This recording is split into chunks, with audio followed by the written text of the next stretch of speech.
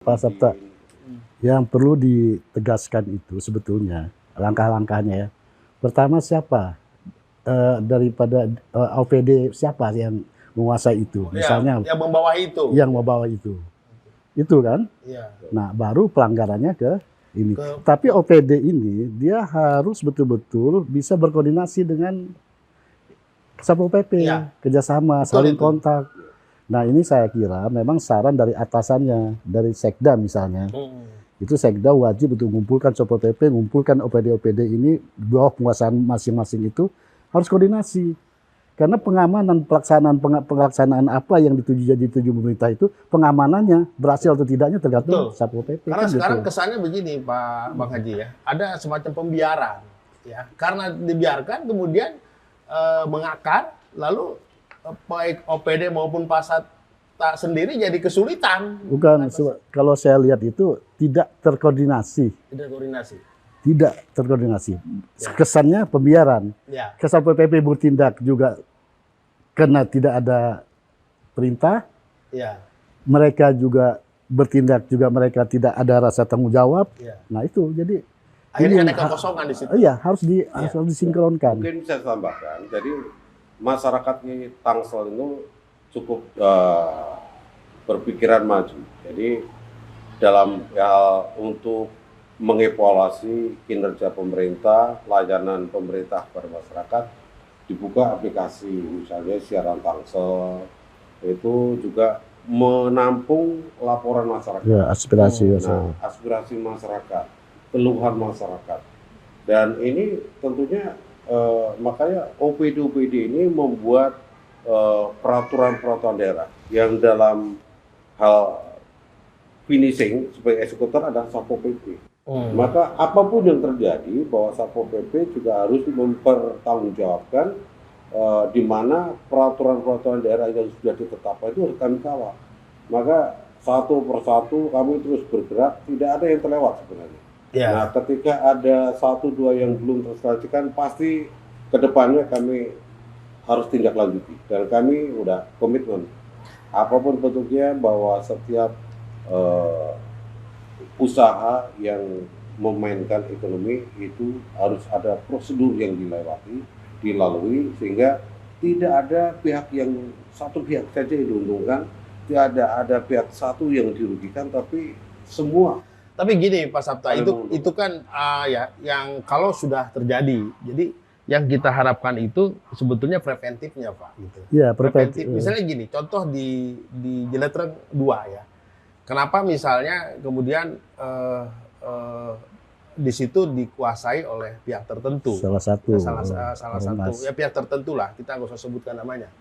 Karena apa? Karena Pak Satpol bilang tadi, Pak Bang Haji bilang koordinasinya yang kurang. Misalnya setelah dibangun infrastruktur itu masih diklaim misalnya itu hak penguasaannya, bukan penguasaan, pengelolaannya PU, ada lagi LH, ada lagi kebudayaan. Nah ini yang kemudian tidak terkoordinasi tadi. Iya. Terjadi karena kekosongan, kemudian seolah-olah negara dalam quote and quote kurang hadir di situ. Iya, sebetulnya itulah saya bilang. Jadi kalau wali kota terlalu itu ya. Jadi Sekda yang membawa OPD ini semua harus bisa memberikan pencerahan kepada masing-masing OPD ini semua. Setiap ada di Jeletreng, PU misalnya ya, PU dikoordinasikan. Harus harus ada formalnya. Nih, Satpol PP ini. Karena Satpol PP ini juga bawa misi yang nggak tanggung-tanggung tadi. Sukses atau tidaknya pembangunan Tangerang Selatan ini, Satpol PP sangat dominan untuk menentukan itu. Karena tanpa ada pengamanan dari Satpol PP, tanpa ada ini dari Satpol PP, itu nonsen. Ya, sebetulnya kita sore ini ngundang Pak AO Reja, salah satu ketua Ormas ya dari Pemuda Pancasila. Ya, kita ingin juga ngobrol sama beliau tentang bagaimana memulai aktivitasnya menggerakkan anak-anak muda dibudidayakan di dalam memanfaatkan fasilitas-fasilitas yang ada. Ini bagus juga sih. Cuman beliau berhalangan ya, jadi mudah-mudahan di waktu yang lain bisa sempat hadir. Tapi maksud saya gini Pak Sabta, tetap itu harus ada proaktif dari Satpol PP untuk memberikan masukan-masukan kepada OPD-OPD maupun kepada wali kota agar aset-aset negara milik rakyat ini betul-betul dimanfaatkan sesuai tupoksinya gitu loh. Itu yang saya lihat belum terjadi. Dan Pak Sabta dari tadi kan bicaranya kan normatif nih. Tindakan yang dilakukan Pak Sabta itu untuk mengamankan aset-aset supaya tupoksinya jalan gitu, itu seperti apa? Tetap bahwa satu titik ya seperti tadi Ciletreng contohnya. Ciletreng dalam proses penyempurnaan titik-titik yang dalam proses pembangunan. Di sisi lain juga ada inventarisasi penataan nanti harus bagaimana dan ditempatkan di mana. Jadi ada OPD-OPD yang sudah menyiapkan strateginya. Maka begitu sudah ada penetapan, disitulah penetapan yang memang menjadi tanggung jawab Satpol PP untuk selanjutnya bisa mengawal apa yang sudah ditetapkan. Nah, sekarang ini dalam proses pembangunan dari ujung ke ujung termasuk proses pengairan, penataan, trap-trap itu yang nantinya tentu di dalamnya akan ada penataan di mana sentra kuliner, di mana yang boleh seseorang melakukan usaha perdagangan. Tidak ada itu jangan terkesan taman tapi jadi kumuh. Ya. Nah, jangan sampai nanti timbul. Jadi saya pikir kita tunggu. Saya pastikan bahwa penataan yang sedang diinventarisasi oleh OPD-OPD terkait ini akan bisa menjamin kerapihan, ketertiban, suasana yang aman yang nyaman, dan Satpol PP akan bergerak melakukan penetapan yang sudah dipersiapkan. Kami adalah pelayan masyarakat, kami harus menjamin bahwa masyarakat bisa menikmati tempat yang namanya taman itu membuat suasana yang beda dengan tempat yang lain. Ya, Pak Sabta, minum dulu, santai aja dulu. Ya. Misalnya begini Pak ya, kita tetap melihat Ormas itu sebagai aset, ya sebagai SDM yang potensi daerah kita yang bisa diberdayakan dengan baik gitu. Apapun nama ormasnya gitu. Dengan cara apa? Misalnya dengan melatih life skill mereka gitu. Kalau mereka memang hobinya di parkir itu ya kita harus dilatih bagaimana cara menjalankan tugas parkir di situ dan aturan yang jelas. Kalau mereka ingin menempati lahan-lahan strategis itu, baik itu mengisi ruang-ruang yang sudah dibangun pemerintah untuk kegiatan mereka, ya kita harus berikan satu aturan misalnya gitu, atau dibuat semacam life skill yang lebih konkret buat pengembangan ini ekonomi mereka juga. Ya, yang pasti gini, sebetulnya ormas-ormas yang ada di Tangerang Selatan itu, Satpol PP ini punya kepentingan untuk merangkul mereka. Itu dia. Karena ormas-ormas inilah yang berada di tengah-tengah masyarakat. Jadi kalau Satpol PP merangkul mereka dengan memberikan mengedukasi mereka, memberikan pencerahan, memberikan visi misi tugas pokok Satpol PP kepada mereka, dan mereka juga harus membantu. Karena pada dasarnya seluruh ormas yang ada di Indonesia ini itu memang tujuannya baik. Iya. Nggak ada yang itu. Mereka ingin berpartisipasi membangun negara kita ini. Negara kita. Nah, Satpol PP, yang seperti saya ulangi lagi, Satpol PP ini paling dominan dan punya peranan penting dalam rangka untuk merealisasikan semua usaha-usaha, upaya-upaya, peraturan-peraturan yang ada di daerah. Satpol PP itu. Kecuali OPD itu yang melaksanakan itu cuma pengamanan, tanpa diamankan, tanpa di ini kan nggak ada arti. Betul. Misal contoh gini Pak, nanti Bapak bisa komentar macam-macam, silahkan. Di Ciletreng 2, itu kan sudah dikuasai misalnya oleh ormas tertentu. Kita tidak perlu mengusir mereka, tidak perlu menghilangkan rezeki mereka. Tetapi bagaimana mereka kita rangkul, yuk hobinya di parkir yang bagus, seragam yang bagus. Tapi aturannya ini. Ikut aturan gue, kata Mas Sarta gitu. Iya. Gitu, kira-kira gitu. Lu jaga mengamankan area itu boleh, tapi ikut aturan gue. Kira-kira gitu. Nah, ini yang saya lihat belum ada gitu loh. Belum dilakukan di Tangsel ini. Nah, Pak Sabta gimana melihat itu?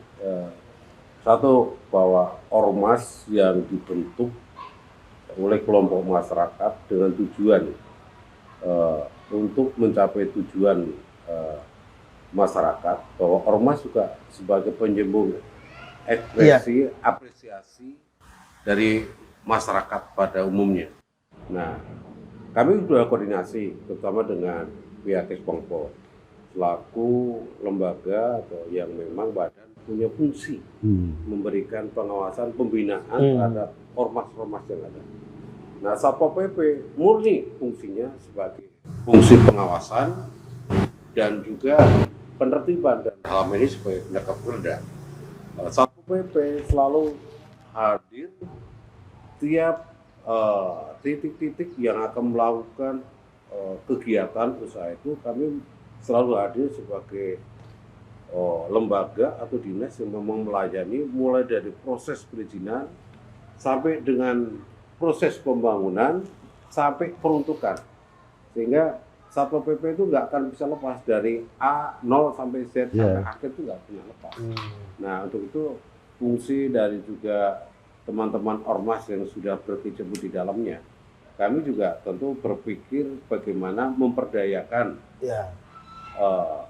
teman-teman itu supaya tidak kehilangan kesempatan, tapi juga koridornya dilalui.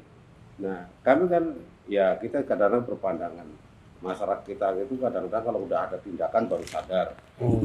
Masyarakat tertentu kadang-kadang kalau dapat hukuman baru menyadari bahwa itu salah. Nah, unsur-unsur seperti ini sebenarnya yang kami lakukan pendekatan-pendekatan. Jadi kami tidak seperti langsung frontal aja, maka titik-titik yang misalnya menggawa masalah kami dekati tokohnya dulu.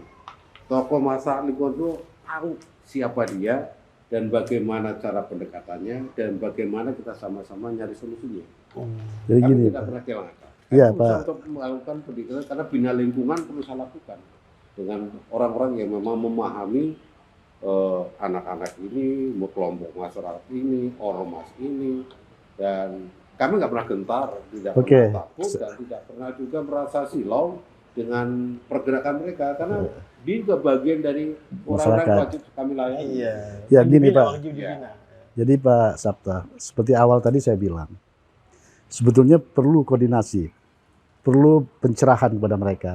Nah, suatu saat nanti kumpulkan mereka bersama pemerintah ya untuk menjelaskan ini tugas kita, memberikan pencerahan kepada mereka. Nah, ini saya kira harus diinisiasi dari pemerintah daerah untuk mengundang mereka, adakan satu pencerahan, memberikan penjelasan bagaimana tentang tupoksi Satpol PP, memberikan pengingatan historis daripada masing-masing itu. Semua itu ada historisnya kok. Kedua, saya kira pelatihan-pelatihan Pak, lab skill Pak. Jadi misalnya lab skill, kalau dia fashionnya memang di parkir ya bagaimana dilatih tentang cara tata krama, mengatur ketertiban di situ. Kalau dia skillnya memang di proyek misalnya, bagaimana dia bisa dapat mengelola proyek yang baik gitu kan, dalam membuat tender dan seterusnya gitu. Sehingga dia perlahan-lahan akan naik gitu profesionalismenya gitu. Itu yang harus dan bisa kerjasama. Jadi nggak saling bertabrakan. Jadi mereka nggak salah paham dengan Satpol PP ketika suatu saat nanti Satpol PP turun. Nggak salah paham. Mereka sudah paham itu tentang visi misinya Satpol PP, tupoksinya PP. Nah itu. Nah makanya pertanyaan saya ini sekarang gini, pengalaman paling sulit yang dihadapi Pak Sabta dalam menghadapi, katakanlah dalam